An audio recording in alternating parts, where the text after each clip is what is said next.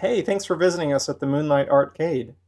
I'm your host and resident artist, Matt, and today you're watching Pixels to Pigments, a show about good games and the art they inspire. Basically, if a game is good enough for me to play all the way to the credits roll, then I think it deserves a piece of art, and then I make a video documenting that art. So I kind of tell you about how I feel about the game, and you get to see the art being made start to finish. So the latest game that I rolled credits in was a total surprise. It came out of nowhere. It was a shadow dropped game. It's not a brand new game. It's Ninja Gaiden 2 Black, a re-release of Ninja Gaiden 2 slash Ninja Gaiden Sigma 2 from the late 2000s.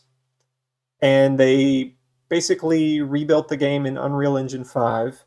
And so it looks really nice and modern with modern graphics, but it retains that classic gameplay of Ninja Gaiden 2. So Ninja Gaiden Black, not Ninja Gaiden 2 Black, Ninja Gaiden Black came out for the original Xbox, and it was like the definitive moniker, right? So it was like the ultimate version of that game. So they are considering Ninja Gaiden 2 Black to be the definitive version of the Ninja Gaiden 2 lineage of games, which only includes two games.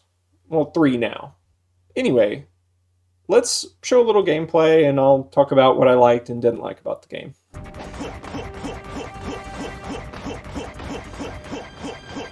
So I never had an Xbox 360. I was a PS3 person. And so I never played the original Ninja Gaiden 2 from '08.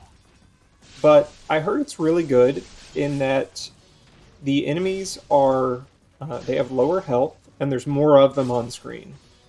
But even on the 360, which was actually known for having better frame rates than the PS3, this version just chugged. It just, a lot of enemies on screen and a lot happening.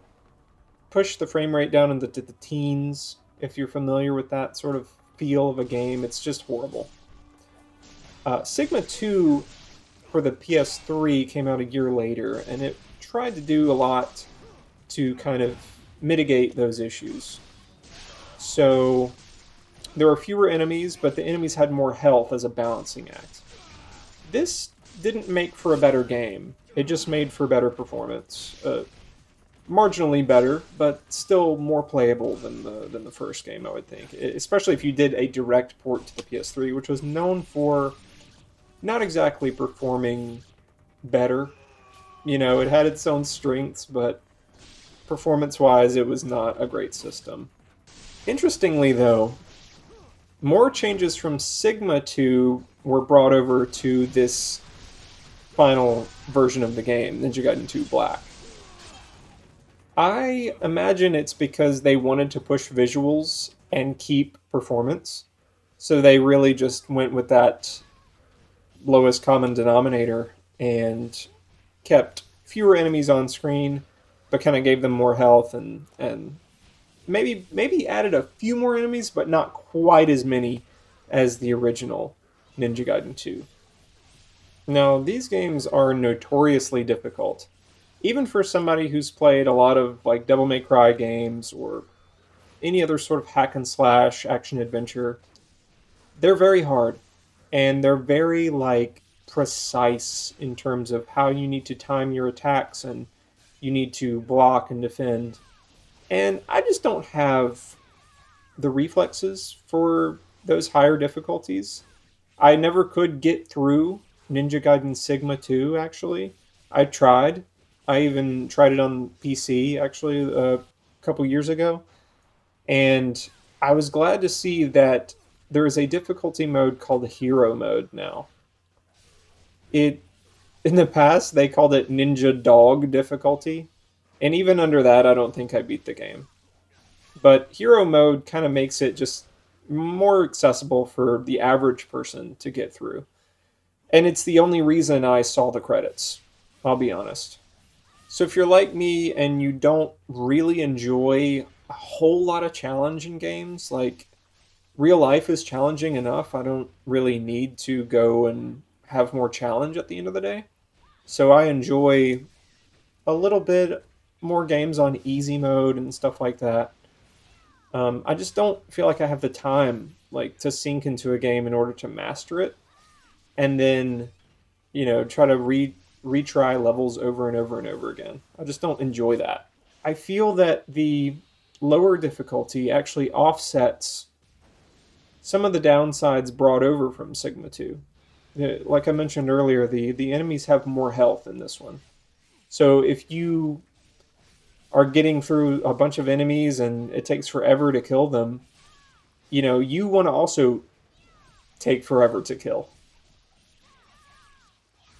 So on this low difficulty, I was just breezing through the game.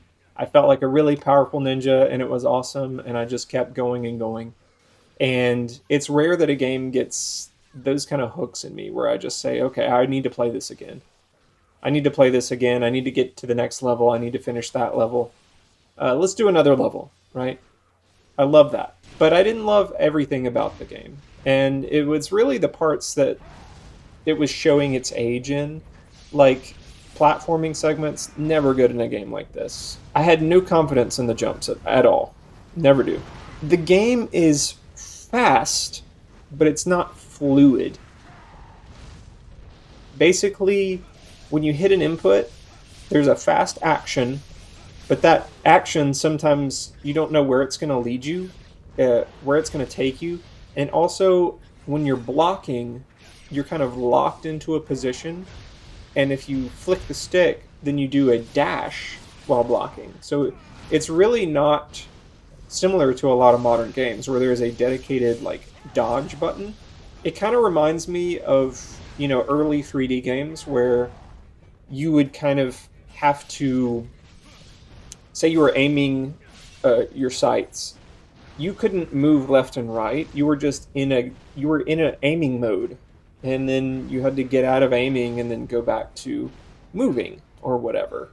So it's kind of like that. It's like I'm locked in a block. I can't move. An enemy can come up and grab me while I'm blocking. It's like very unfortunate that you can't kind of get around while also being defensive. So let's talk about what I wanted to actually make the art piece based on. And there's a moment in the game where you feel empowered enough to take on basically the first boss of the game. He shows up later, and at this point he's just a regular enemy. And so you take him down. Not only is he there, but there's tons of these other little guys that burrow under the ground and pop up, and you just take them all out like I'm on this mission and I am going to just get through you guys.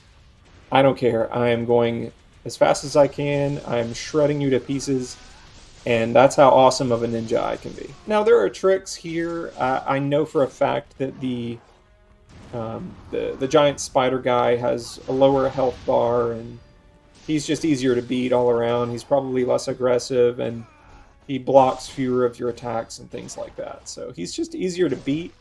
But visually, you say, this is that guy, and you expect a certain level of challenge from him, and when you take him out, you just feel awesome. So I would say that confidence, whether earned or fabricated in this case, goes a long way.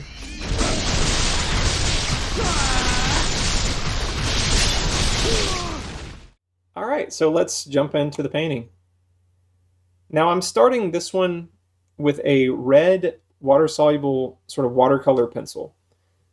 And the reason I'm doing that is because I don't want to have any sort of black lines show up. I want this place to look like the fiery bridge that you are in the game. So I'm starting on a...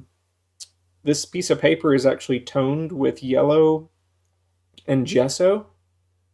So it's a surface that I made myself, and it just gives me a lot of like cool texture to work with from the get-go, and it kind of gives that impressionistic look before I even do any painting at all. And you see me there sharpening the pencil with a blade, of course. No, I don't use pencil sharpeners. That would be crazy. And I just draw everything out. I have a sketch that I've laid out beforehand, so I know where everything is going to go, and now I'm just translating that directly to the canvas that I'm working on, or this piece of paper that's gessoed piece of paper that I have. And of course, I'm basically just building the silhouettes of all the characters in and just kind of, scribbling some pigment down, and all that pigment will kind of wash and blend once I start putting in the water. And you see that happening here. So I'm keeping everything very monochromatic at this stage. Basically, everything's just going to be a red base, and then I'll go in with some more nuanced colors after the fact. So everything looks kind of crazy red right now, but it won't look like that in the end. It'll have a lot more sort of nuance in terms of color and tone once I start layering the gouache on top.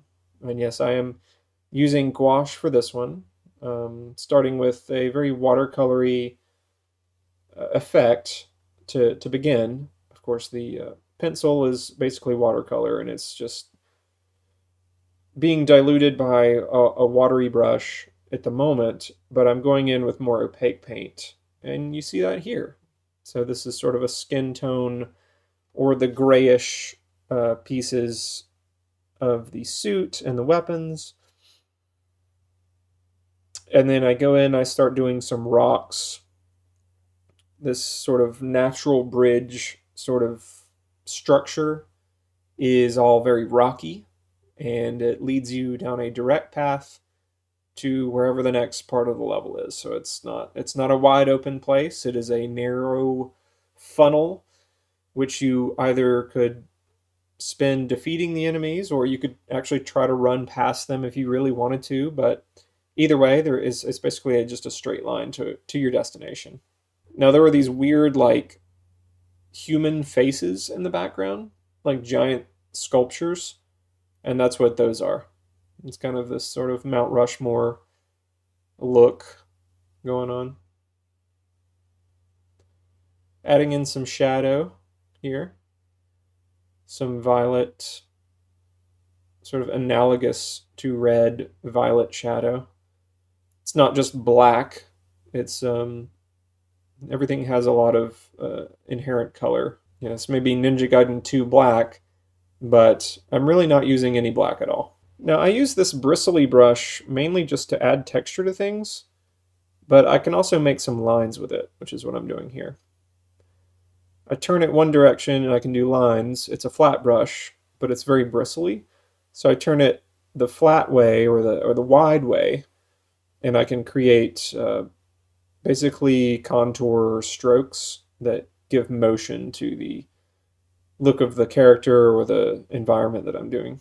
I'm doing a lot of nuanced shadows and things everywhere, and that's giving the enemies some depth. You can kind of see where their arms and legs are and what's actually happening, and not just a giant silhouette that you don't really know what's what. But I'm not stepping out with enough contrast as to totally ruin the effect that it is kind of a silhouette. Now here I'm adding some color to tone down the red. So it's not super, super red, because these enemies actually weren't red, they were like gray. So I'm kind of toning the color down. But they all kind of inherit this redness from the environment itself. Just adding a bunch of rocks here, just fleshing out the detail a little bit. And now I'm adding sort of the power-up effect, where when Ryu, if you hold the Y button, he'll go into like a power stance, and it allows you to basically do an automated attack on your enemies. So if you hold it long enough, it goes through 2 stages of power, and then you unleash it, and it just does a ton of damage to whoever's in front of you. So it's kind of a waiting game, and I use that a lot in this game. It was kind of one of my favorite ways to approach any new oncoming threat. Is like, I see them running towards me in the distance, I'm going to go ahead and start charging my power up, and when they get to me, I'm going to release the button just at the right time so that I really tear them up. And of course, if you use the I forget the name of the weapon, but it's basically nunchucks with blades on it. If you use those, then he does just a whole flurry of attacks. It's really fun. Adding some shadow underneath Ryu and kind of enhancing the edges with that shadowy value so that the white has more contrast.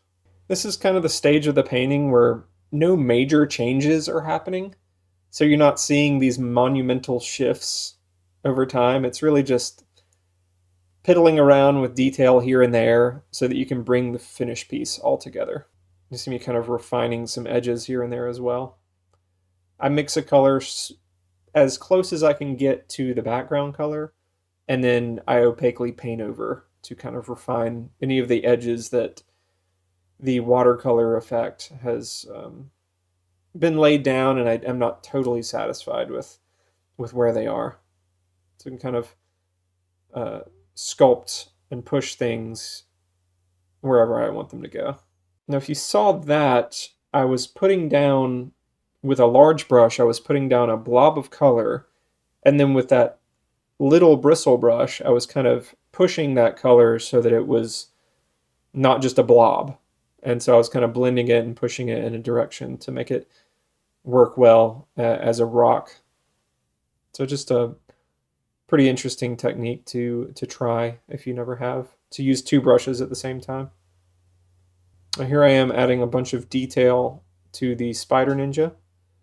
So with this liner brush, I'm putting in like detail in his pants and some contour shading that kind of describes the form.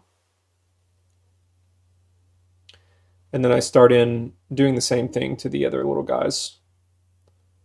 The little guys with the big claws. And finally, the signature. Well, I hope you enjoyed the art that I made for Ninja Gaiden 2 Black and my thoughts on the game. This has been Pixels to Pigments. If you enjoy the series, if you get any sort of entertainment out of it, show that you like it by liking it. And please subscribe. Hit the bell if you want to know when new videos go up, and leave a comment if you feel so inclined. I would love to hear your thoughts. And until next time, thanks for joining us at the Moonlight Artcade.